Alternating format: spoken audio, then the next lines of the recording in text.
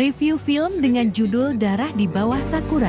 Tonton hingga akhir dan jangan lupa like, komen, dan subscribe ya sahabat.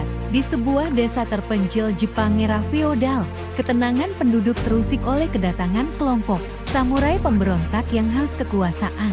Kelompok ini membantai penduduk desa satu persatu, meninggalkan desa dalam kekacauan dan penuh darah. Namun, di tengah kegelapan itu, seorang gadis desa bernama Aika, yang terkenal karena keterampilannya dalam memanah dan jebakan hutan, memutuskan untuk melawan. Ditinggalkan sendirian setelah keluarganya tewas, Aika memanfaatkan kecerdasannya, kemampuan bertahan hidup, dan lingkungan desanya untuk menyerang balik. Dengan hutan sebagai sekutunya, ia menjadikan desa sebagai medan pertempuran penuh jebakan yang mematikan. Satu persatu, para samurai jatuh ke dalam perangkap yang dirancang Aika dengan cermat. Namun, semakin ia mendekati pemimpin kelompok tersebut, ia menghadapi dilema antara balas dendam atau memaafkan demi mencegah kekerasan lebih lanjut. Darah di Bawah Sakura adalah kisah kelam tentang keberanian, dendam, dan perjuangan seorang gadis muda untuk melindungi desanya.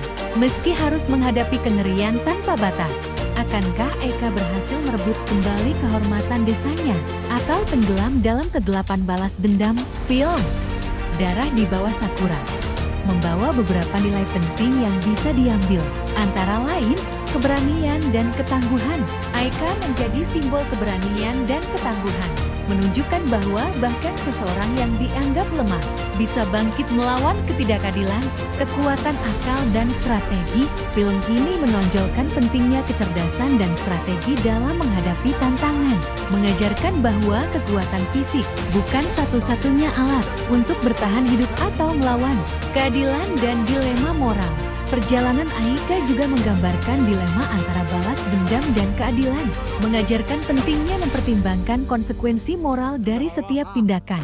Hubungan dengan alam, dengan memanfaatkan hutan sebagai sekutunya, film ini mengingatkan akan pentingnya hubungan manusia dengan alam, serta bagaimana alam dapat menjadi pelindung dan kekuatan besar. Film aksi Jepang tidak hanya menawarkan hiburan, tetapi juga seringkali menyelipkan berbagai pelajaran berharga. Berikut beberapa pelajaran umum yang bisa diambil dari film-film aksi Jepang. Pertama, semangat pantang menyerah. Banyak tokoh utama dalam film aksi Jepang memiliki semangat yang tak tergoyahkan, seperti dalam samurai movies atau yakuza films. Mereka terus berjuang meski menghadapi rintangan besar, mengajarkan nilai keberanian dan ketekunan. Kedua, kehormatan dan kode etik. Film samurai seperti Rurouni Kenshin atau The Last Samurai sering menekankan pentingnya menjaga kehormatan dan menjalani kehidupan sesuai dengan kode etik tertentu, dengan kombinasi aksi yang memukau dan tema-tema mendalam. Film aksi Jepang memberikan pelajaran yang tidak hanya relevan di layar, tetapi juga dalam kehidupan nyata.